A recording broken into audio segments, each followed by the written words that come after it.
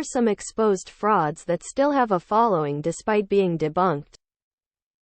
That dude that went to prison for fraud for Fire Festival. He is out now and wants to try again. Uri Geller. He still to this day claims he has mystical powers and won't admit he's just doing magic tricks. Despite being exposed by James Randi. The Church of Scientology. Flat Earthers. The Liver King guy. Not sure if he still claims to be natty though. MLMs. Omegle.com has just been shut down. What are your best or worst memories using the site? Obligatory, not my story, but my best friend met her boyfriend on Omegle in 2015. She calls me one day and says she met this guy online. They've been chatting for a while and she's driving like 2 hours away to meet him at a park. He's a great guy. They've been together now for 8 years and own a home together. Whenever anyone talks about Omegle, that's the story I share. A huge chapter on the internet has finally closed. Most of those pages are stuck together. Chatted with a guy from Romania. His English wasn't the best, but we made it work and I understood most of what he was trying to say. He loved classic American rock and told me how he saved up to buy a guitar and had been practicing. I also played guitar back then and ended up teaching the guy. AC/DC thunderstruck in the 3 hours we chatted. It wasn't perfect as you could expect from only that bit of practice, but seeing the dude get the main chorus down and the smile on his face was worth it all. Best 3 hours I spent. Hope he is still keeping with it. Went on the site to talk about Star Trek. Got connected to a suicidal girl in Morocco. Talked her out of killing herself that night. Exchanged information so she could message me whenever she was low. Now she's a doctor and I haven't gotten one of those messages in over a year. Edit. She's still alive. We talk regularly. Edit number 2. Since this is getting so much attention, I'm going to use it to promote RollChat. If you used Omegle for fandom or writing, like I did, you might want to check it out. I remember one of the things my friends and I enjoyed doing on Friday nights when we were in 8th grade was hanging out at the library to jump on computers and mess around. Since we didn't have internet at home, since it was a group of 6, it was hit or miss if we could all get computers. That day we were only able to get 2 across from each other. So we split 3 on each.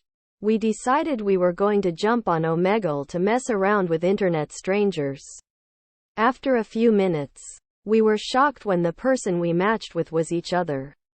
We were all trying our hardest not to burst out laughing cause it was too unbelievable seeing both groups in the cameras. I don't know what the odds are of that happening, but it's become a core memory. Rip Harry Max Omegle bars.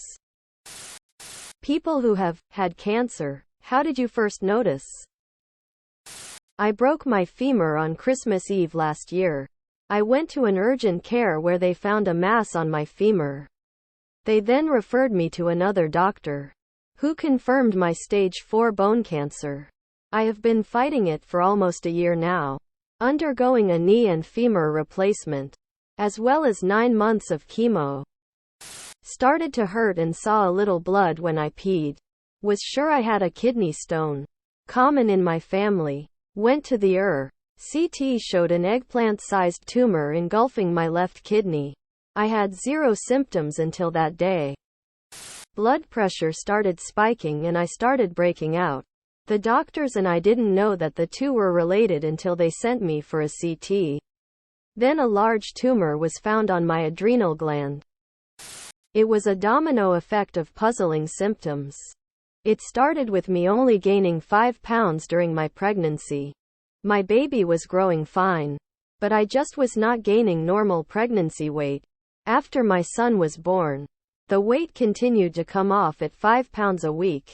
Docs assured me it was because I was breastfeeding and were not worried. Then the persistent, low-grade fever started every day around 6 p.m.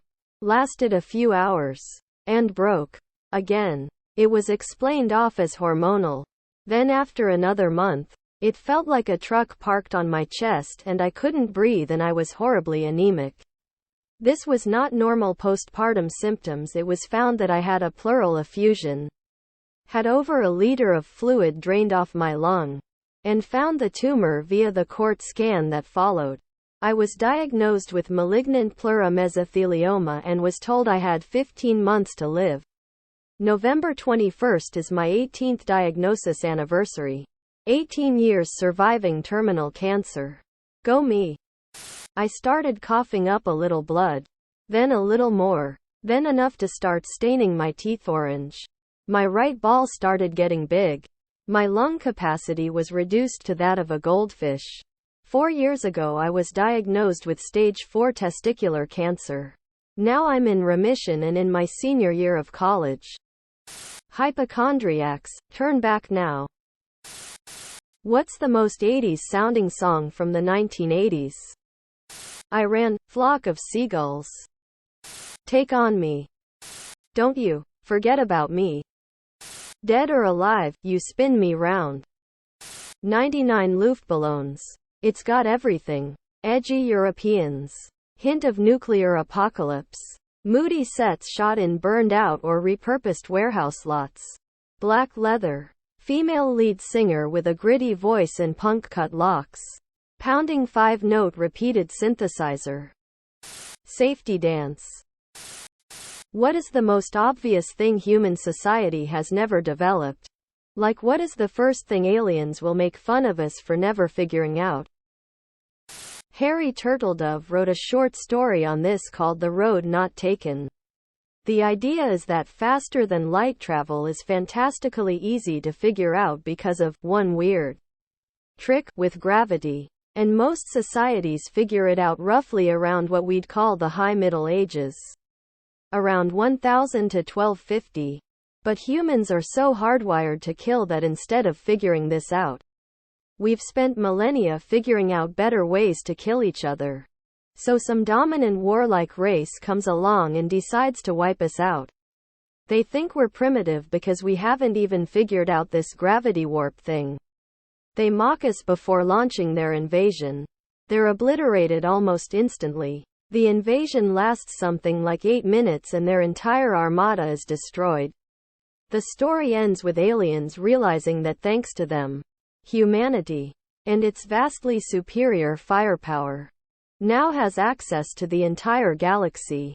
The main character's last words are perfect. What have we done? Broom and dustpan combo that doesn't leave a Coke line. A pump lotion bottle that gets every last bit at the bottom. It's 2023, folks.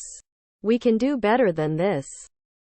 Failing to harness various sources of abundant energy around us, like tides, tectonic activity, Earth's rotation, temperature changes, etc.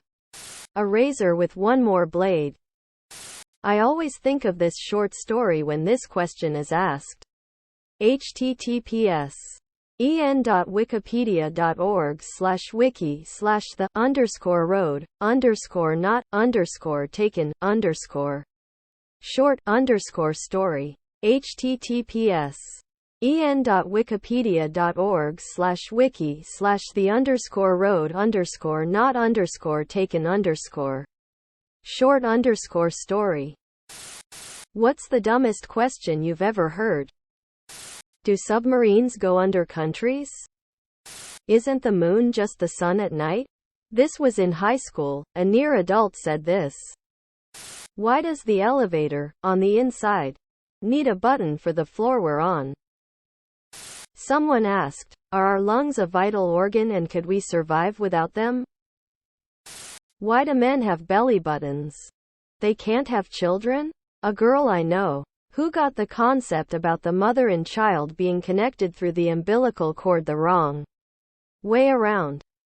When I did tattoos, I had a guy come into the shop that wanted Mr. 113 inches on his wrist, not really all that out of the ordinary. We get it drawn up. My co-worker placed it and she starts to do the tattoo. As soon as she starts, the guy screams in pain and jumps up. What the hell is in that thing? Is there a needle in there? That shit hurts. Quote, what? This guy was in his 30s or 40s. How do you not know how tattoos are done? He said, I don't know. Just thought it was some permanent ink or something. The guy went outside for almost an hour to smoke and I guess hype himself up. He got the outline done at least. But couldn't take the pain anymore and didn't get it filled. Still can't believe he didn't know tattoos were done with a needle. Subscribe, my brothers.